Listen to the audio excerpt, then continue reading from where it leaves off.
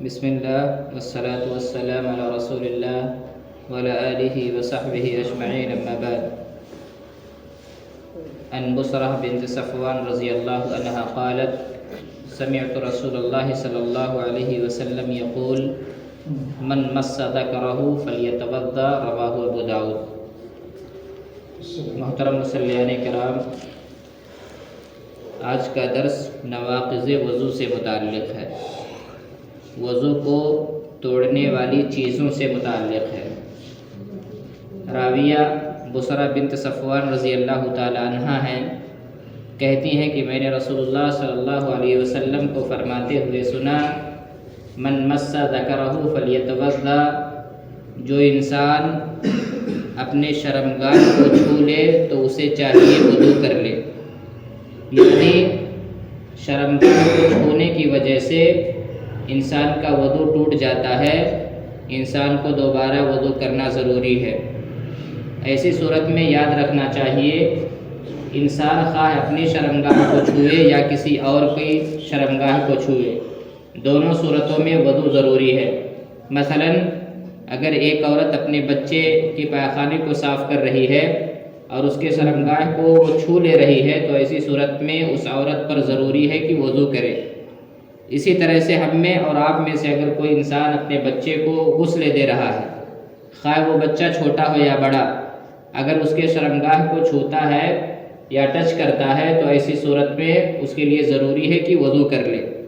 بعض فقہا اس سلسلے میں تھوڑا سا اختلاف کرتے ہیں کہ اگر آدمی شہوت کے ساتھ شرمگاہ کو چھوئے تو ایسی صورت میں وضو ضروری ہوگا، ورنہ وضو ضروری نہیں ہوگا۔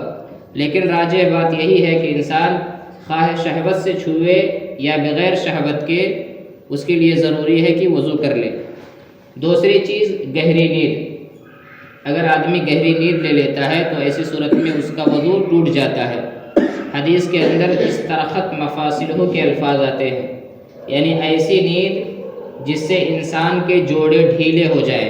جوڑے ڈھیلے ہونے کا مطلب یہ ہے کہ جب انسان سوتا ہے تو یہ جو جوڑے لگے ہوئے ہیں جسم کے اندر، اگر یہ ڈھیلا ہو جاتا ہے تو ایسی صورت میں اس کا وضو ٹوٹ جاتا ہے۔ ایسے انسان کو چاہیے وضو کر لے۔ تیسری چیز جو وضو کو توڑتی ہے وہ ہے پیشاب اور پاخانہ۔ اگر انسان کے پچھلی شرمگاہ سے کسی چیز کا خروج ہوتا ہے، مثلاً وہ باتھ روم کو گیا، یا بعض ایسی بیماریاں ہوتی ہیں جس کی وجہ سے پچھلی شرمگاہ سے خون جاری ہوتا ہے، ایسی صورت میں وضو ٹوٹ جاتا ہے۔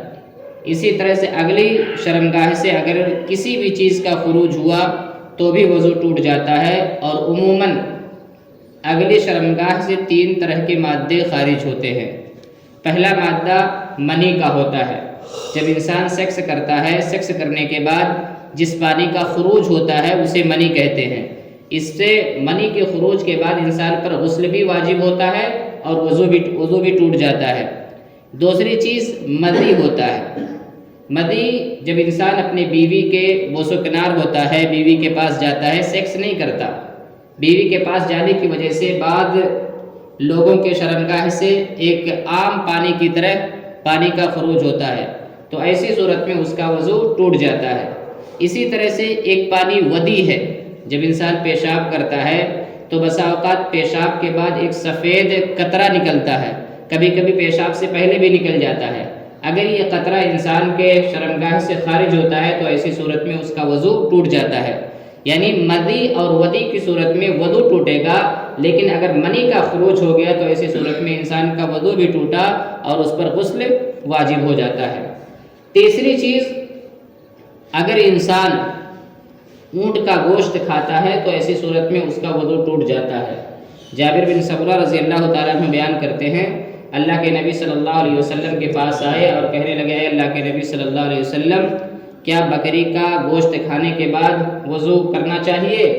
اللہ کے نبی نے فرمایا: اگر تم چاہو تو کر لو، اور اگر نہیں کرتے ہو تو کوئی حرج کی بات نہیں۔ پھر اس کے بعد جابر بن سمرہ رضی اللہ تعالیٰ عنہ بیان کرتے ہیں، اے اللہ کے نبی صلی اللہ علیہ وسلم، کیا اونٹ کا گوشت کھانے کے بعد وضو کرنا چاہیے؟ اللہ کے نبی نے فرمایا: ہاں، اونٹ کا گوشت کھانے کے بعد وضو کرنا چاہیے، کیونکہ اونٹ کے گوشت کو کھانے کی وجہ سے وضو ٹوٹ جاتا ہے۔ اب یہ سوال یہاں پیدا ہوتا ہے کہ بکری کا گوشت کھانے سے وضو کیوں نہیں ٹوٹتا اور اونٹ کا گوشت کھانے سے وضو کیوں ٹوٹ جاتا ہے؟ تو ہمیں اور آپ کو معلوم ہونا چاہیے یہ امر تعبدی ہے۔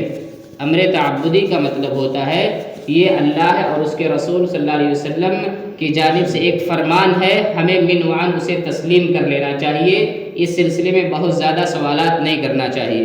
اللہ کے نبی نے حکم دیا وضو کرنے کا تو ہمیں وضو کر لینا چاہیے، اور اگر حکم نہیں دیتے تو کوئی حرج کی بات نہیں۔ لہذا یہ چیزیں ناقض وضو ہیں، اگر ان چیزوں کا صدور ہم سے ہوتا ہے تو ایسی صورت میں ہمیں دوبارہ وضو کرنا چاہیے۔ اللہ تعالیٰ سے دعا ہے اللہ تعالیٰ ہم تمام مسلمانوں کو نواقض وضو سمجھنے کی توفیق عطا فرمائے۔ آمین۔